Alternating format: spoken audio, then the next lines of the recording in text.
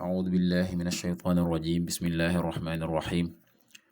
والصلاة والسلام على رسول الله سيدنا ومولانا محمد وآله وصحبه ومن والاه السلام عليكم ورحمة الله وبركاته bokkiinoo ngi leen di nuyu di leen ziyaaro di leen balu xaq te di leen bal xaq di leen ñaanal jàmm waaye itam di sàkku ci yéen ngeen ñaanal nu ko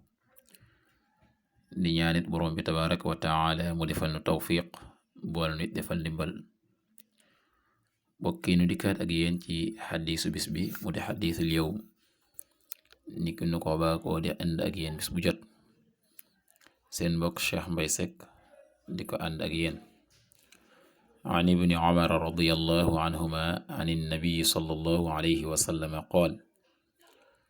ij'aluu min salaatikum fi buyuutikum wala tattaxiduuha qubura muttafaqun alayhi ibnu Umar yal na yàlla dolli ko ngërëm wala yal na yàlla dolli leen ngërëm ñoom ñaar ibnu Umar nee na jële na ci yonent bi sallallahu alayhi wa sallama yonent bi wax ne ij'alu na ngeen def min solaatikum ci seen julli naafila yi fii buyutikum ci seen néeg yi wala tattaxiduha te bu leen ko jàppe mooy bu leen jàppe seen néeg yi xuburan mu di ay bàmmeel mbokki xadis la boo xam ne daf nuy bàyyiloo xel julli muy naafile yi nu di ko defee ci néeg yi nga xam ne buñ di def suñu julli yëpp rek ci jàkkee néeg yi moom nga xam ne tëdd rek lañ cey def boobee da day nuroog bàmmeel nga xam ne moom ña fa nekk dañ fa tëdd ay def fa jaamu yàlla def fa julli léegi nag yow mi nga xam ne yaa ngi sam néeg itam jàppe ko noonu rek xam ne julli yëpp yaa ngi koy def ci jàkka ya boobaa moo tax nu di ko nuróole ni ki bàmmeel bu ko defee kon julli yi nga xam ne ay julli naafila la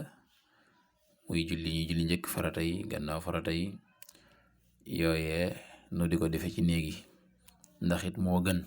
yonent bi wax na ko kon bu ñu bàyyi néegi noonu rek duñ ci julli genn julli duñ ci naafila yenn naafila waaye nag farata yi moom nañ koy jullee ci jàkka ya di ko defee ca mbooloo bu dee naafila yi nag nu di ko defee ci néeg ya te it loolee moo gën ci xadis yonent bi sallallahu alayhi wa sallam mu jàngale kon nag nañuy defee naafila yi ci kër yi ci néeg yi farata yi nu di ko defee ca jàkka ja ca mbooloo ma yàlla na yàlla defal tawfiq defal ndimbal in uridu al islam mastata'tu ma tawfiqi illa billah wassalaamu alaykum wa rahmatullahi wa barakatuh